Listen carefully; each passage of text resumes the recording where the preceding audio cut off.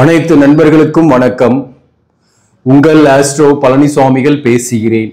இந்த காணொளியில தனுசு ராசிக்கு 2025 ஜூன் மாதம் எப்படி இருக்கும் என்பதை பற்றி பொது பலனாக பார்ப்போம். இந்த பொது பலன் என்பது கோச்சார கிரகங்களின் அடிப்படையில் சொல்லக்கூடிய பலன் தான். அதாவது நம்மளுடைய ஜாதகத்துல இருக்கக்கூடிய கொடுப்பனைகளை இந்த பொது பலன் ஒரு 10% அளவிற்கு மட்டுமே பிரதிபலிக்கும், சம்பவங்களை நடத்தி வைக்கும். மீதி 90% நம்மளுடைய ஜாதகத்துல லக்னம் ராசின்னு இருக்கு இல்லையா, அதுல கிரக அமைப்புகளும் இருக்கும். தசா புக்தி ஒண்ணு நடக்கும், ஒவ்வொருத்தருக்குமே ஒரு தசா நடக்கும், அதுல புக்தி நடக்கும், அந்தரம் நடக்கும். அந்த தசா புக்தி அமைப்புகள் 90% நம்மளுடைய கொடுப்பனைகளை நடத்தி வைக்கும். அது நல்லதா இருந்தாலும் சரி, கெட்டதா இருந்தாலும் சரி. இதுதான் ஜோதிடத்தோட அடிப்படை. இந்த அடிப்படையை புரிந்து கொண்டு இதை பொது பலனை ஒரு கைடன்ஸுக்காக மட்டும் எடுத்துங்க. இது இப்போ நாம இந்த 2025 ஜூன் மாசம் தனுசு ராசிக்கு எப்படி இருக்கும் என்பதை பற்றி டீட்டெயிலா பார்க்கலாம். இப்போ குருவை பொறுத்தவரையிலும் ஜூன் மாசம் 7ஆம் இடத்துல இருக்கிறாரு. மிதுனத்துல குரு ராசியை பார்க்கிறாரு. இது ரொம்ப ரொம்ப அற்புதமான அமைப்பு தான். ராசிக்கு குரு பார்வை இருக்கும் போது ஒரு தெளிந்த சிந்தனை வரும், உடல்நல நோய்கள் நீங்கும். கடந்த காலமாக தனுசு ராசியில பிறந்தவங்களும் சரி, தனுசு லக்னமாக இருந்தாலையும் ஏதாவது ஒரு குறைபாட்டோட அல்லது உடல்நலத்துல சில தொந்தரவுகளுடன் அதற்கு மெடிக்கேஷன் எடுத்துக்கொண்டிருந்த காலம். இப்ப இந்த குரு பார்வை இருக்கிறனால என்ன ஆகுன்னா, ஒரு முறையான மருத்துவம் கிடைக்கும். சரியான மருத்துவத்தின் மூலம் அந்த நோய் குணமாகக்கூடிய வாய்ப்புகளும் உண்டு. நமக்கு நடக்கக்கூடிய தசாபுக்தி நம்மளுடைய கொடுப்பணிகளும் இங்க பிரதிபலிக்கும். அதே சமயத்துல இந்த குருவோட பார்வை ராசிக்கு 3ஆம் இடத்துக்கும் விழுது. 3ஆம் இடத்துல ராகு, 9ல கேது. இந்த மாசத்தை பொறுத்தவரை 5ஆம் அதிபதியாகவும் 12ஆம் அதிபதியாக வரக்கூடிய செவ்வாய் ராசிக்கு 9ஆம் பாவகத்துல கேதுவோடு இணைஞ்சிருப்பார். செவ்வாய் கேது 9ல. 4ஆம் இடத்துல சனி. இப்போ பாத்தீங்கன்னா குரு நல்லா இருக்கிறாரு, 3ஆம் இடத்தை பாக்குது. இந்த குறிப்பா இந்த ராகுவுக்கு இந்த குரு பார்வை இருக்கு. உங்களுடைய முயற்சிகள் சக்சஸ் ஆகும். நீங்க தயங்கி நின்றது போய் இப்ப ஒரு துணிந்து செயல்படக்கூடிய காலகட்டம். முக்கியமா திருமண விஷயம், நீண்ட நாளா திருமணம் ஆகாம இருக்கிறீங்க, திருமணம் தடையாவே இருக்கு. குறிப்பா இந்த மூலம் நட்சத்திரத்தில் பிறந்தவர்கள் மற்றும் பூராடம் நட்சத்திரத்தில் பிறந்தவர்களுக்குமே கூட நீண்ட காலமாக திருமணத்திற்காக வரன் பாக்குறீங்க, வரன் செட் ஆகல அப்படின்றவங்களுக்கு கோச்சார கிரகங்களின் அடிப்படையில சொல்லணும்னாக்க இந்த வருஷம் உங்களுக்கு மேரேஜ் ஆகும். அதற்கான முதல் படியாக இந்த மாதம் இருக்கும். சில பேருக்குலாம் பாத்தீங்கன்னா தோஷங்கள் இருக்கும், அவர்களுக்கு இன்னும் கூட நீண்ட காலம் போய்கிட்டே இருக்கும். அவங்க உங்க சுய ஜாதகத்தை பார்த்துட்டு அதுக்கான பரிகாரங்களை செஞ்சீங்க, கண்டிப்பா அவர்களுக்குமே திருமணம் ஆகக்கூடிய வாய்ப்புகள் உண்டு. கடந்த காலத்துல காதல் கூட உங்களுக்கு கண்ணாமூச்சி ஆடி இருக்கும், தனிமையாக இருந்திருப்பீங்க. போன மாசமே நான் சொல்லியிருக்கிறேன், தனிமை மாறும் இனிமை சேரும் அப்படின்ட்டு. சோ அது மாதிரி தனிமையா இருக்கக்கூடியவர்கள், இந்த 7.5 சனி காலகட்டத்துல வாழ்க்கை துணைவரை இழந்து தனித்திருப்பவர்களுக்கு சரியான ஒரு துணையும் கிடைக்கும் இந்த காலகட்டத்தில். மேலும் ஒரு ரிலேஷன்ஷிப்பு காதல்ல இருந்து அது பிரேக்கப் ஆயிருக்கு, அந்த உறவுகள் சேருமா அப்படின்னா அந்த உறவுகளை பொறுத்தவரையில் சேர்றதுக்கான வாய்ப்பு என்பது குறைவுதான்.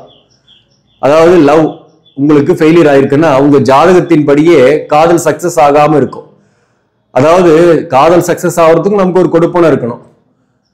காதல் சக்சஸ் ஆகணும்னு ஒரு கொடுப்பனை இருந்து அதுக்கப்புறம் கல்யாணம் ஆன பின்னாடி பிரிவினை வரணும்ன்ற கொடுப்பனை இருந்துச்சுன்னா அதுவுமே பிரச்சனையை கொடுக்கும். அதனால காதல் சக்சஸ் ஆகல, பிரிஞ்சிட்டோம் அப்படின்னா கவலைப்படாதீங்க. உங்களுக்கு முறையாக திருமணம் நடக்கிறதுக்கு வாய்ப்புகள் உண்டு, அரேஞ்ச்டு மேரேஜே நடக்கிறதுக்கு வாய்ப்புகள் உண்டு அப்படின்ற விஷயத்த புரிஞ்சுங்க. அது உங்களுக்கு நல்லதுதான், பரவாயில்ல, நம்ம ஒரு பெரிய கண்டத்துல இருந்து தப்பிச்சுட்டோம் அப்படின்றது நீங்க நினைச்சீங்க. அதேதான் நான் முக்கியமா சொல்றேன். சில பேர்லாம் காதல் வருமா, புதிய உறவுகள் வருமான்னு நீங்க நினைப்பீங்க. அந்த புதிய உறவு என்பது பாத்தீங்கன்னாக்க உங்களுக்கு திருமணத்தின் மூலம் வரக்கூடிய வாய்ப்புகள் மிக அதிகம். திருமணம் ஆகாதவர்களுக்கு சொல்றேன், திருமணம் ஆனவர்களுக்கு புதிய உறவுகள் வரும். அது ஒரு சப்போர்ட்டா வரும், எதிர்ப்பாளினுடைய சப்போர்ட், அப்ரோச்சஸ் எல்லாம் வரும். அது எல்லா காலத்திலயுமே உங்களுக்கு இருக்கும். அது இந்த மாசத்துலயும் அது இருக்கும் தனுசு ராசியை பொறுத்தவரையிலும். சோ அப்படிப்பட்டவர்கள் அது முடிவு எடுக்கலாமான்னாக்க உங்களுடைய சுய ஜாதகத்தின் அடிப்படையில் அந்த முடிவு எடுங்க. அதாவது ஆஃப்டர் த மேரேஜுக்கு பின்னாடி ஒரு ரிலேஷன்ஷிப் வருது, ஒரு ஃப்ரெண்ட்ஷிப் பழகுறாங்க, ஒரு ஆப்போசிட் ஜெண்டரா இருக்காங்க, அவங்களோட நான் பழகலாமா அல்ல அந்த உறவை ஏத்துக்கலாமா அப்படின்னா அது உங்க சுய ஜாதகத்தையும் அந்த பர்சனுடைய ஜாதகத்தையும் பார்த்துட்டு எடுக்க வேண்டிய முடிவு. அது இதுதான் சரியான கைடன்ஸ் உங்களுக்கு நான் சொல்லிட்டு இருக்கிற விஷயம். அதே போல நீங்க வேலை விஷயமா பார்க்கும்போது இந்த மாதத்தை பொறுத்தவரையிலும் வேலை இல்லாமல் முயற்சி செய்றீங்க, வேலைக்காக இன்டர்வியூ போறீங்க, ஒரு சிறு தூர பயணம் செய்து ஒரு இன்டர்வியூ அட்டன் பண்றீங்கன்னா அது சக்சஸ் ஆகும். இந்த மாதத்தை பொறுத்தவரையிலும் உங்களுக்கு திடீர்னு நேம் அண்ட் ஃபேம் கிடைக்கும். நீங்க இருக்கக்கூடிய பகுதியில சுற்றத்தார்கள் அண்ட அயலார்களோட மத்தியில உங்களுக்கு ஒரு நல்ல பேர் கிடைக்கும். ஒர்க் பண்ற இடத்துல கூட பாத்தீங்கன்னாக்க ஒரு டிப்ரெஷன் டார்ச்சர்லாம் உங்களுக்கு கடந்த சில காலங்களாக இருந்தது. சலிப்பான வேலை வாய்ப்பு, சலிப்பான வாழ்க்கை அப்படின்னு நான் டைட்டில் எல்லாம் வச்சு கூட வீடியோ போட்டிருக்கிறேன்.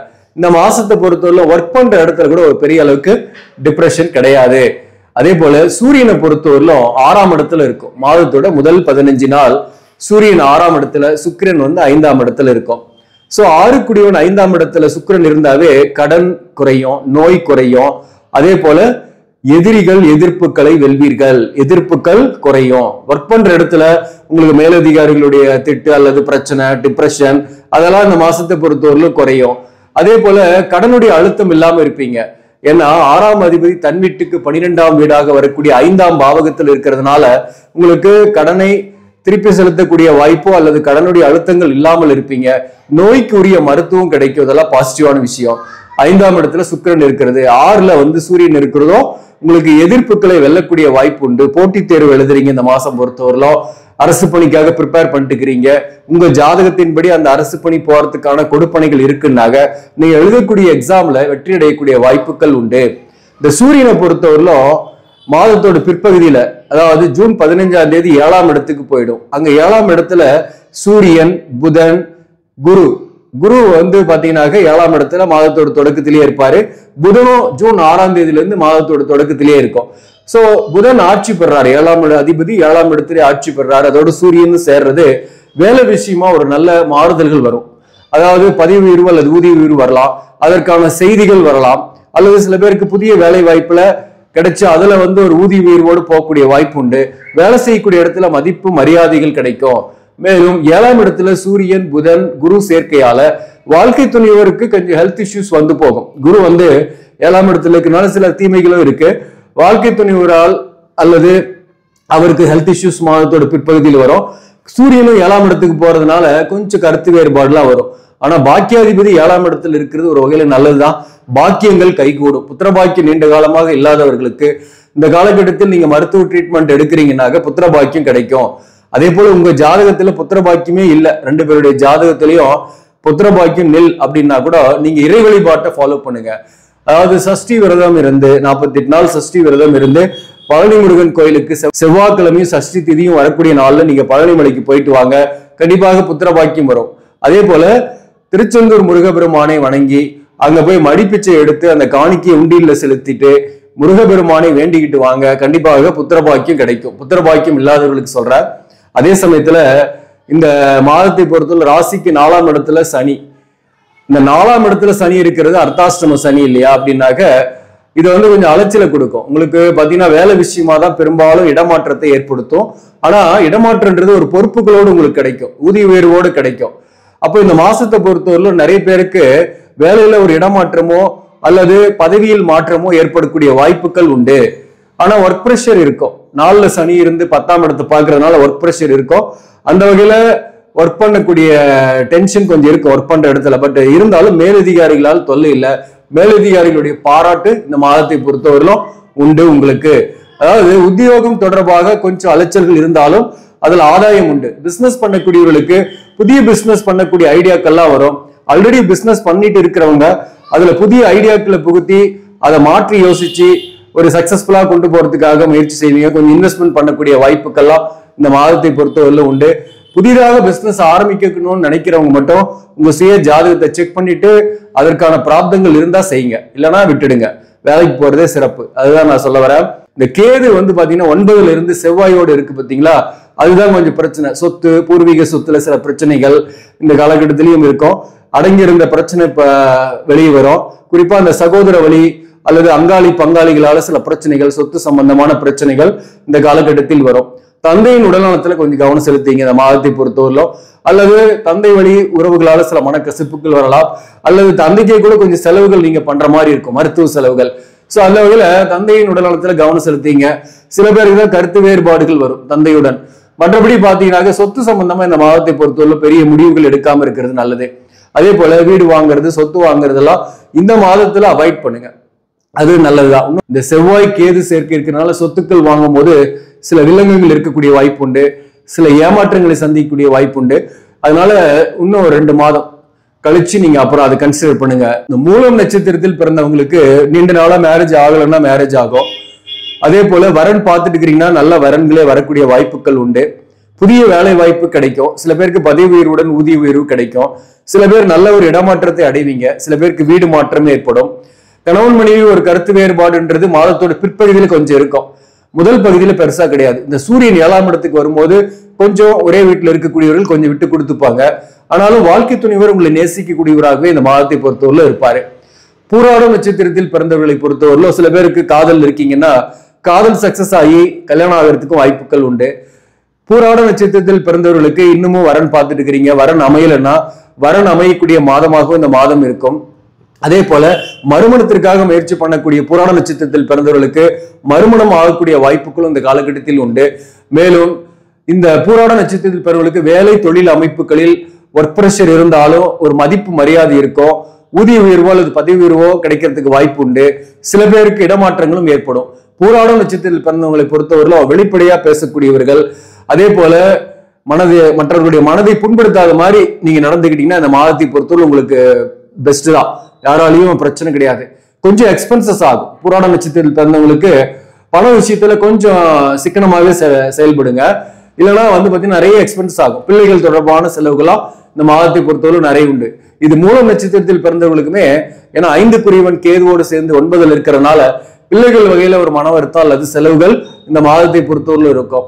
வளர்ந்த பிள்ளைகளா இருந்தா அவங்களோட சில பேருக்கு கருத்து வேறுபாடுகள் கூட 3 நட்சத்திரத்தில் பிறந்தவர்களுக்குமே இருக்கு. உத்திராட நட்சத்திரத்தில் பிறந்தவர்களுக்கு கடனுடைய அழுத்தம் இல்லாம இருப்பீங்க. பிள்ளைகள் வகையில மனக்கசப்புகள் வரும்.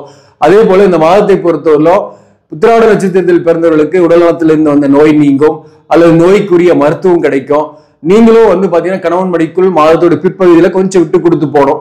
சில கருத்து வேறுபாடுகள் அந்த மாதத்தை பொறுத்தவரையிலும் பிற்பகுதியில வரும். முதல் பகுதியில பெருசா கிடையாது.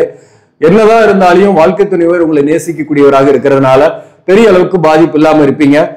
உத்திராட நட்சத்திரத்தில் பிறந்தவர்களுக்கு பிசினஸ் பண்றீங்கன்னாக புதிய திட்டங்களை கையில் எடுத்து புதிய முயற்சிகளை செய்யக்கூடிய காலகட்டமாக இருக்கும்.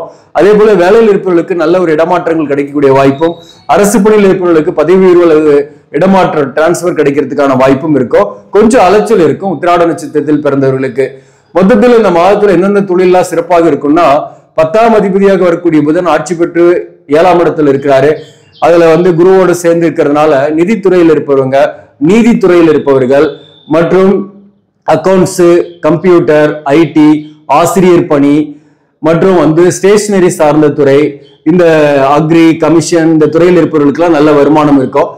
அதே போல விவசாயம் சார்ந்த பொருட்கள் விற்பனை செய்யறவங்க, கடன் நடத்துறவங்க, சேல்ஸ் அண்ட் மார்க்கெட்டிங்ல இருக்கக்கூடியவர்களுக்கு வருமானம் கூடுதலாகவே இருக்கும். அலைச்சலுடன் பணிபுரியவர்களுக்கு வருமானம் நல்லாவே இருக்கும்.